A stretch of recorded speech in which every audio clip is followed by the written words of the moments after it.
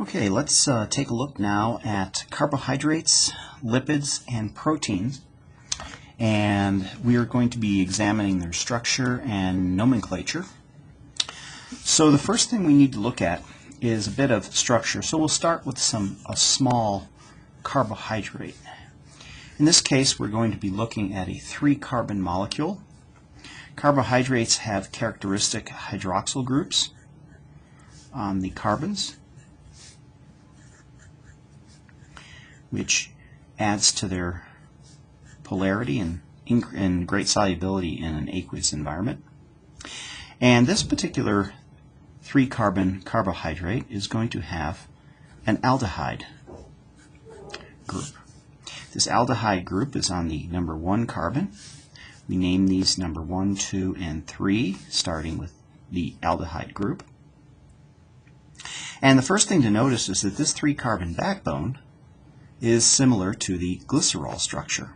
So if we replace this aldehyde with another hydroxyl group on the number 1 carbon, this would be glycerol. Because we have the aldehyde on here, the name of this is glyceraldehyde.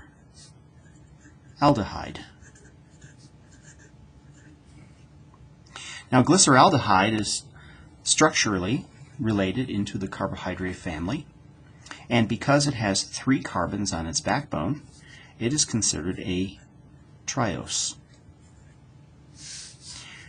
Recall that the suffix OSE refers to carbohydrates, and tri refers to the 3-carbon backbone of this particular carbohydrate structure, glyceraldehyde.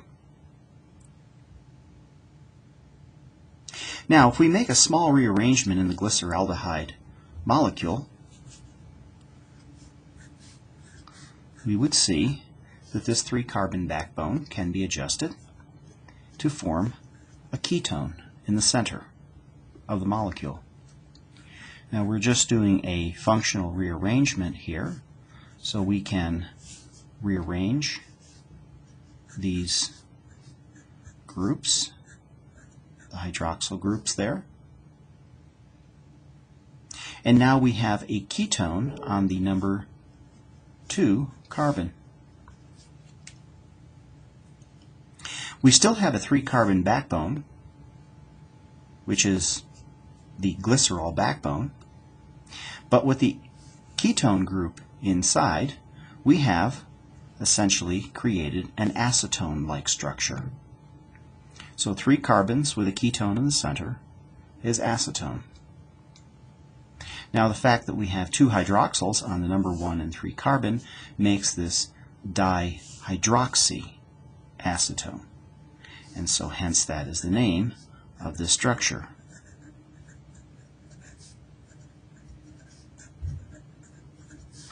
Dihydroxyacetone. This structure is also a triose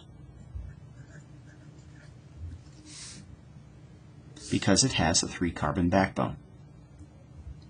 Now if we take the nomenclature of these 2 trioses just a little bit further, we would see that this structure here is also called an aldose. Aldose is the general name for carbohydrates that have an aldehyde group. Likewise, with the dihydroxyacetone, this is called a ketose. And a ketose are carbohydrates with a ketone functional group. Now, if we expand our nomenclature into more complex carbohydrates, let's say, for example, the 6-carbon backbone that we will be studying quite often. This is 6-carbon backbone is a hexose. Hexose meaning 6 carbons. So the first structure we're going to look at is an aldose structure. We have an aldehyde group on the number 1 carbon. Now in this structure we have hydroxyl groups coming off each of the carbons.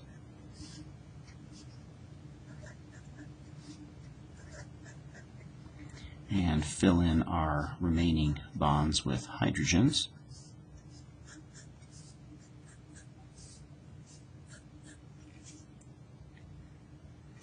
And notice what we have here with a hydroxyl group, an alcohol group on the right of carbon number 2, flip to the left on carbon number 3, and then on the right hand side remaining down. This is the structure of glucose. Glucose is the major energy source of our body, and we'll be studying this quite a bit for the rest of the semester. So glucose is a hexose, its general name, and of course it's also an aldose because it contains an aldehyde residue. Now if we modify this structure of glucose into a ketose, we are keeping the hexose backbone because we have 6 carbons, of course, but now we are going to modify the aldose into a ketose. So we will do a similar rearrangement to put the ketone group on the number 2 carbon.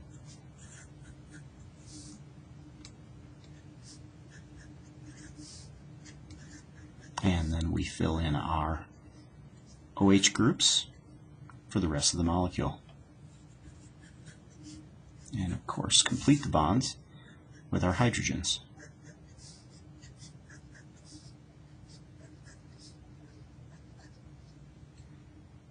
So these two molecules are obviously related. They're hexoses. One's an aldose, one's a ketose. And when we change the aldose structure of glucose into a ketose, we now have the carbohydrate specifically called fructose. And recall that fructose is a large part of our diets. Now the next thing we have to look at is the structure of glucose in its actual form. This structure of glucose here is of course the Fischer projection. And the reason we draw the Fischer projection for glucose is out of convenience. Now this of course is not what glucose looks like in the body. Glucose looks like a ring structure. So how do we convert the Fischer structure into the cyclic structure that is the most common form of glucose? Well, the first thing we're going to do is we're going to take our Fischer projection as such of glucose,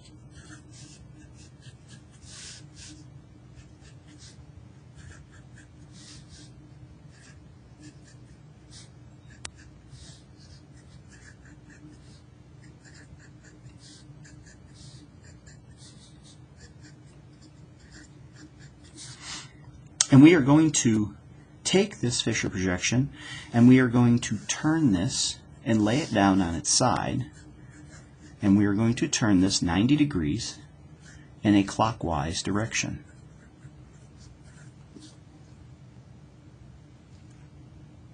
Once we do this, we will now have this molecule on its side, and then we are going to take the oxygen of the number 5 carbon, and this oxygen is going to form a nucleophilic attack on the carbonyl of the aldehyde group on the number 1 carbon. The intermediate structure of that will look like this.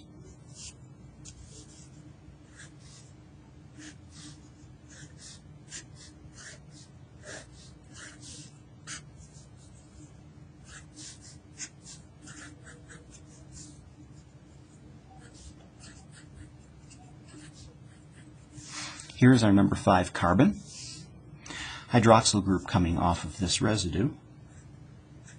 Here is our aldehyde group on the number 1 carbon, and these electrons here will attack that carbon.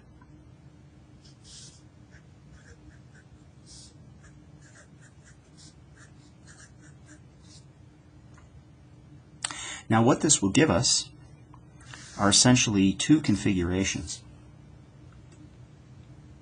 The two configurations arise because of the free rotation around the bond between the number 1 and number 2 carbon.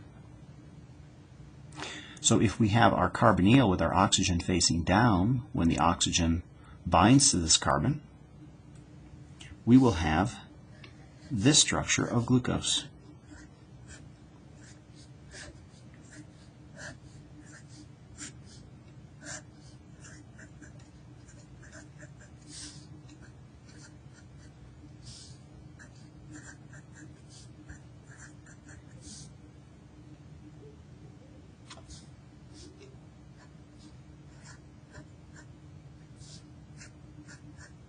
Notice the number 1 carbon.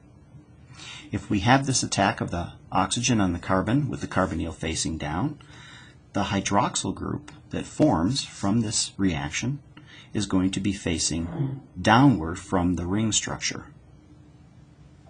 This is considered alpha glucose formation. So the alpha form of glucose is with the hydroxyl and the number 1 carbon facing down.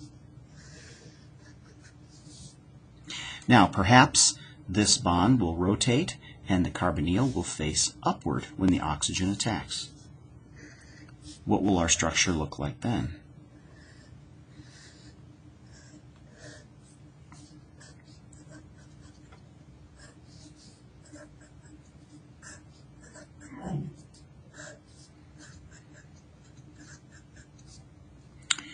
In this case, the hydroxyl group will face upward.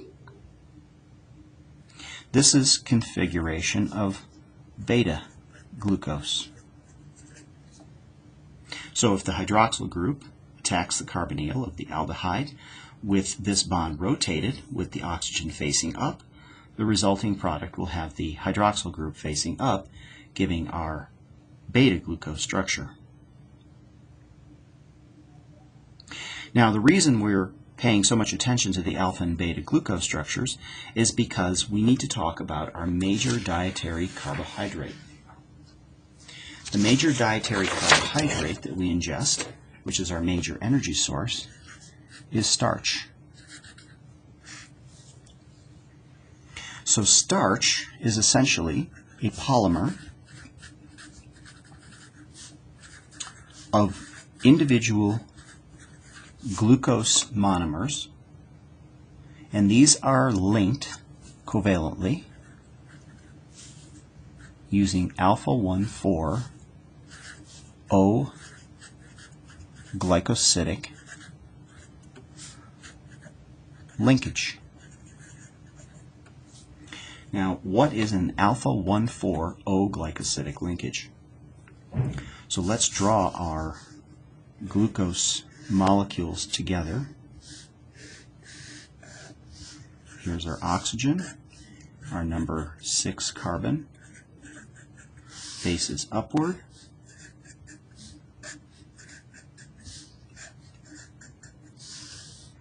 And what we need to consider is the alpha linkage between the 1 and 4 carbons. So that means that we are going to have number 1 carbon here, number 2, number 3, number 4, number 5, and number 6. If this is an alpha linkage, that means that our number 1 carbon needs to be in the alpha configuration. So the hydroxyl group will be facing downward. Now we're talking about a polymer of glucose, so let's put another glucose molecule here.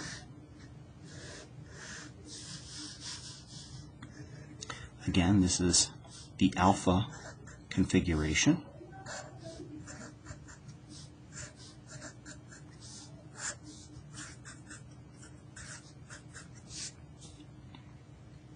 Again, our number 1 carbon of the next unit of glucose in this polymer is an alpha configuration. Now, how do we link these two together? This is essentially a dehydration reaction. So we are going to be removing water in forming this linkage between the number 1 and number 4 carbons. Hence our alpha 1,4 linkage. So this linkage will look like this. If we draw our two ring structures as such, this linkage will have oxygen linking both of the glucose monomers into an O-glycosidic linkage. In order to do that, we are going to be removing water from the reaction, hence being a dehydration reaction. Now this is the linkage of two monomeric units of glucose, so this is considered a disaccharide, but starch is a very, very long polymer. So what we can do is essentially form another linkage between the adjacent glucose monomer between these alpha 1,4 linkage here. And so we will form another alpha 1,4 linkage.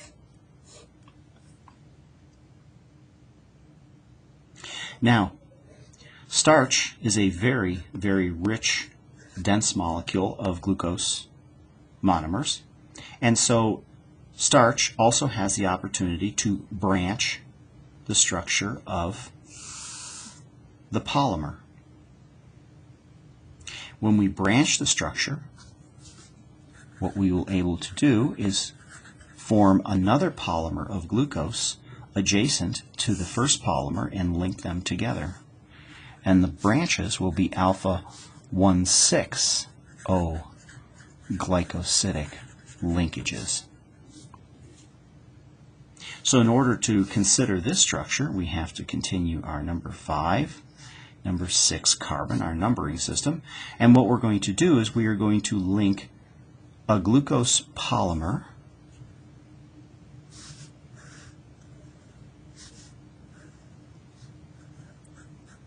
from the number 1 carbon of a glucose molecule that has been linked to another polymer. Here's our 1 and our 4. This is our alpha 1,4 and our linear polymer. And here what we are going to do is, again, we are going to have another dehydration reaction. We are going to be removing water here, but here we are now going to link this oxygen with this carbon bond, hence it being an alpha. The hydroxyl group is facing down, 1,6 O-glycosidic linkage. Now starch again is very long polymers. There are many, many, many glucose linked together. And we also have these branches giving an increase in the density of glucose in a molecule of starch. Now the frequency of these branches, of course, will indicate the density of the starch molecule. And these happen every 24 to 30 monomer units of glucose. So that means as the polymers linked up, if you count 24 to 30 of these, you will have an alpha 1,6 linkage to form the branch structure. So starch is our most dense and most common source of glucose, which we'll be studying in energy production. But there are a couple other molecules of carbohydrate in our diet we need to consider. And this, of course, first one we can talk about is sucrose. Sucrose is a disaccharide.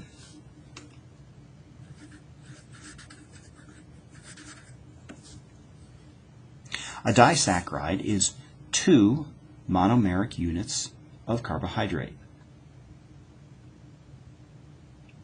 And so sucrose is a disaccharide of glucose linked to fructose.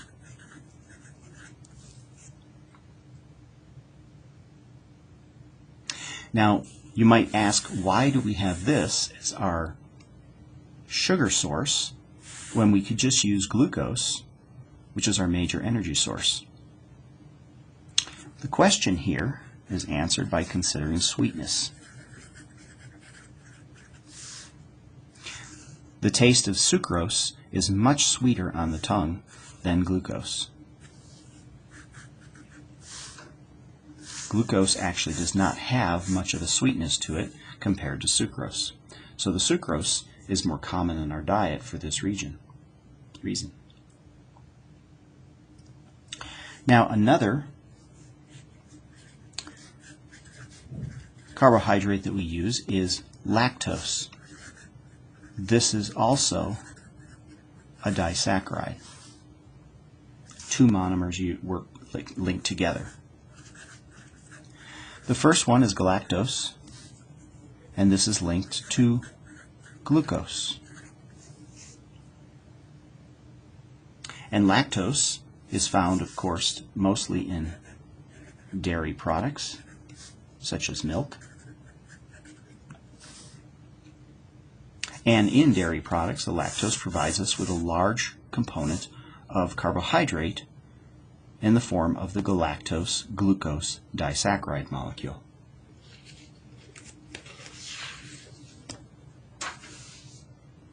Okay, let's now transition our discussion into lipids. So dietary lipids come in two forms. The predominant form of dietary lipid is a triazyl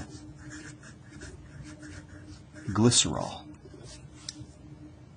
Now, triazyl glycerol is the most common form of fat in our diet, and again, it is going to have a glycerol backbone.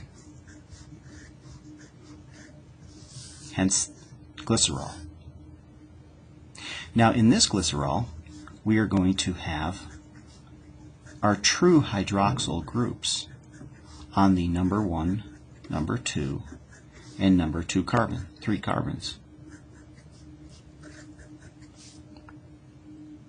But in order to form the dietary lipid, we are going to be substituting onto these alcohol groups with fatty acid moieties. So a fatty acid is the common form of our fat that we ingest. And we'll look at these structures a little bit later.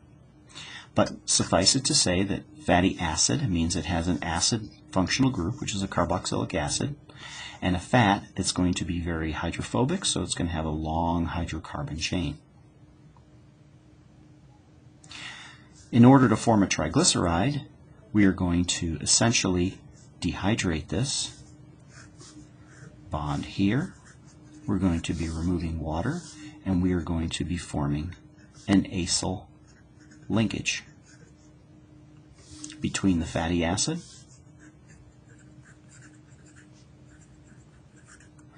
and the hydroxyl group on the glycerol backbone. In fact, we are going to do this 3 times. So we are able to link 3 of these fatty acids to the glycerol backbone, hence giving it triacyl structure. So what the triglyceride looks like in its final form, we have our oxygen here, we have our carbonyl, and we have our long-chain fatty acid. Now notice how I've drawn this structure. This is an acyl linkage, and I have CH2, CH2N, because this number of these CH2 groups are variable, but the fatty acid will always end with a methyl group, CH3. We will have 3 of these on these carbon backbones of glycerol. I will just refer to this as R, being the long hydrocarbon chains. If we complete our hydrogens on our carbon backbone, we have the complete structure of a triacyl glycerol. And this is the major form of our fats in our diet.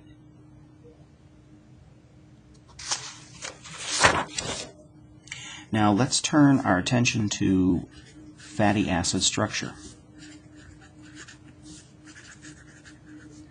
What is a fatty acid? Again, a fatty acid is a long chain molecule.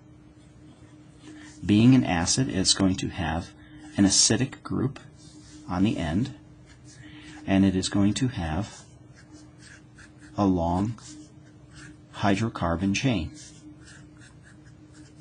This is an exceptionally energy-rich molecule. We will see when we begin to oxidize this molecule how much energy that we can extract from it. Now I'm just drawing here a number of carbohydrate residues, number of hydrocarbon residues, structures, in order to just get our nomenclature correct. So the first carbon, the number 1 carbon, is considered the carboxylic acid carbon. Number 2 is the next CH2 carbon. 3, 4, 5, 6, 7, 8, 9, 10, 11, 12. So this particular fatty acid has 12 carbons to it.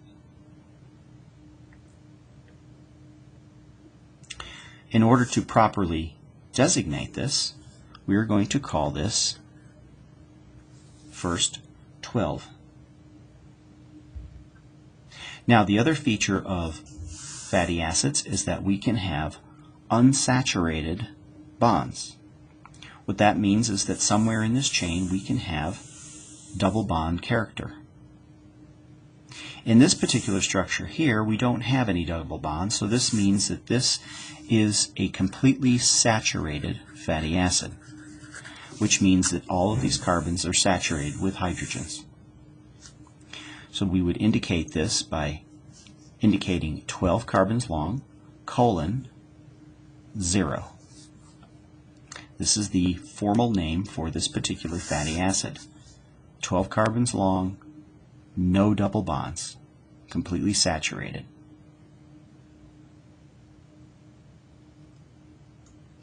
Now, what if we were to add a double bond in here?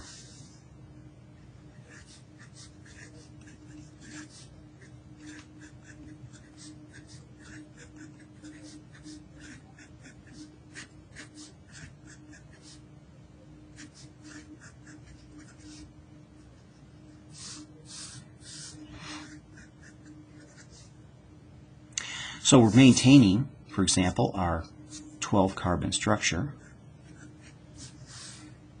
So that doesn't change. But now we've introduced a double bond. Introducing one double bond makes this a mono unsaturated fatty acid. In order to correctly label and describe this fatty acid, we are going to indicate that there is one double bond, and this double bond begins at carbon 1, 2, 3, 4. And we put delta 4. So with 12 carbons, we have one double bond, monounsaturated.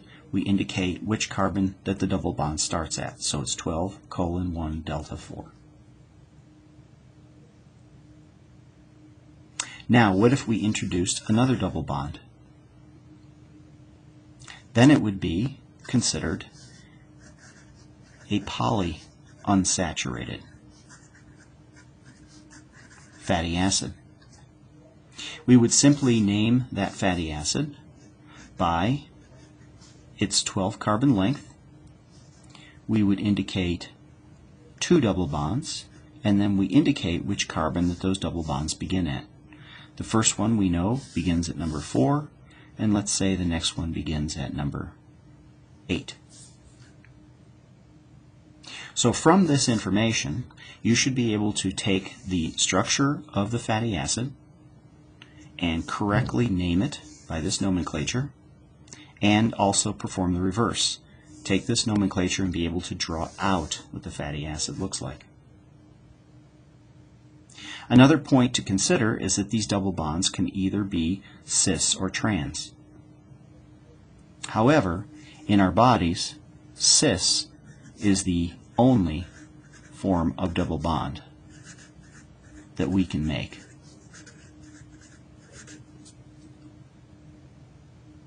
Now you can imagine if there was a double bond here in a cis configuration, this fatty acid will actually be kinked. So where do trans come from? Trans double bonds come from industrial processing.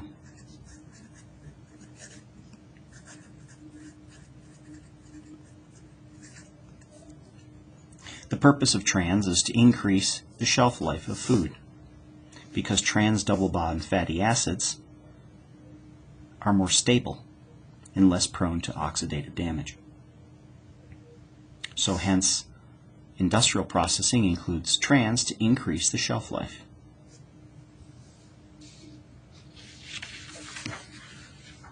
Now, what about proteins? Protein digestion,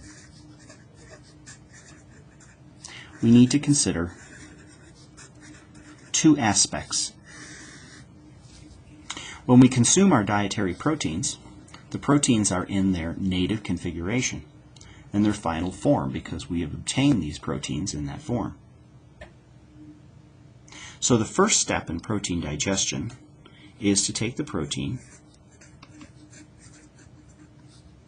and denature. The purpose of denaturing the protein, which is also equivalent to the word unfolding, is to expose the peptide backbone to enzymes that are going to hydrolyze the protein into amino acids. So these are going to be a series of hydrolysis reactions to release the protein into its respective amino acids. Now, how do we denature? Well, this is where we talk about gastric pH. We know that our stomach pH can actually decrease down to approximately 2. What the acid environment is going to do is this acid is going to facilitate the denaturation of the protein. Remember, acids, we have a high proton concentration, and this is going to interrupt and interfere with bonds that hold the protein's tertiary structure together. So with increasing amounts of proton, meaning lower pH, we are going to take the protein from a tertiary to secondary structure. And then recall, secondary structure is largely held together by hydrogen bonding, and so this will be denatured into primary structure. So the low pH is going to come from the stomach.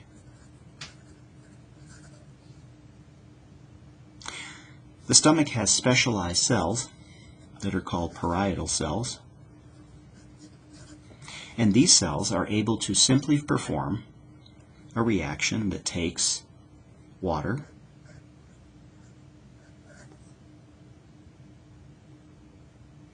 and adds to the water carbon dioxide, and what we are going to form by this chemical reaction is bicarbonate ion plus a proton.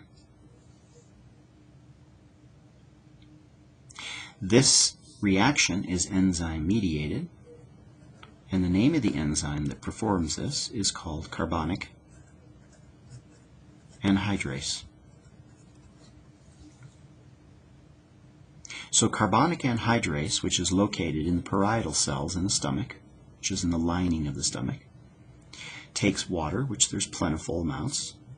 It takes CO2, which we will see this comes from respiration. And this is during the energy production process. We'll see a lot of this later. And combines these two molecules to form a bicarbonate ion, and most important, a proton.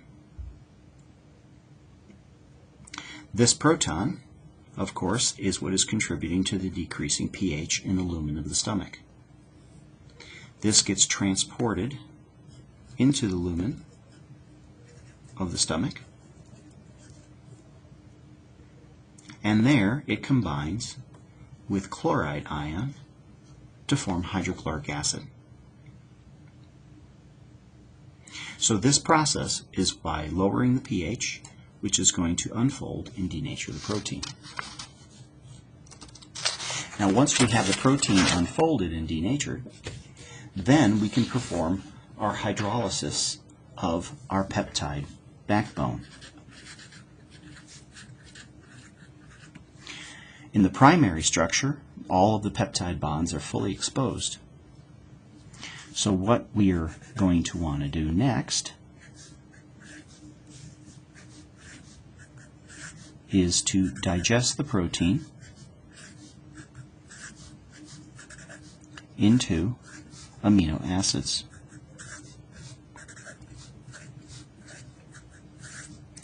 I'll just draw a little bit of a protein here. Here's our R groups.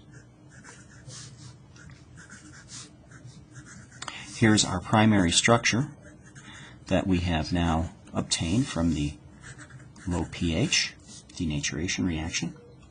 And so now what we are going to do is we are going to attack with water these bonds.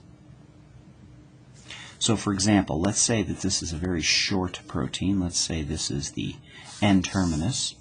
Let's call that the C-terminus, C-terminal end.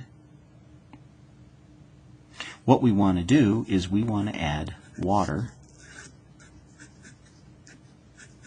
across this bond. The water will attack the carbonyl to disrupt the peptide bond.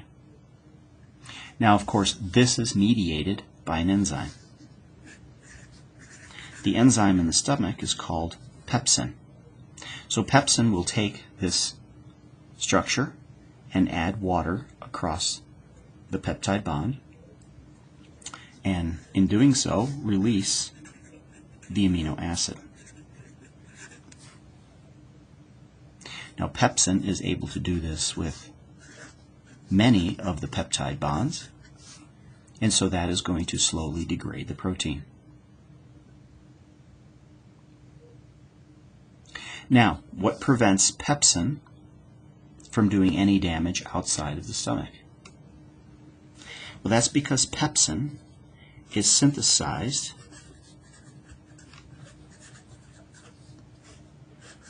by cells of the stomach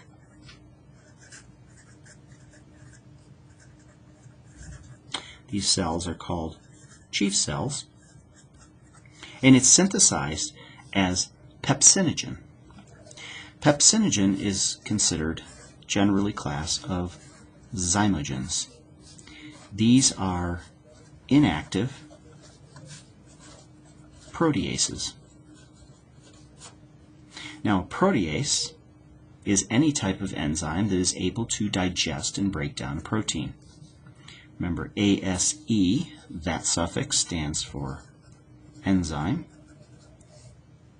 and the first part of the word, it stands for protein. So it's a protein-degrading enzyme. So the cells of the stomach make this in an inactive form.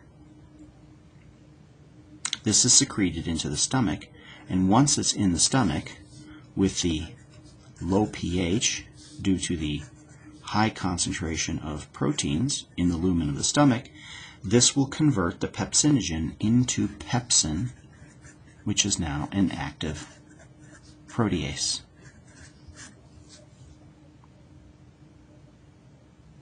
The pH optimum for pepsin is approximately 2 to 3. This is a very important feature of this particular enzyme. So if we look at pepsin activity as a hydrolytic enzyme to digest protein, and we look at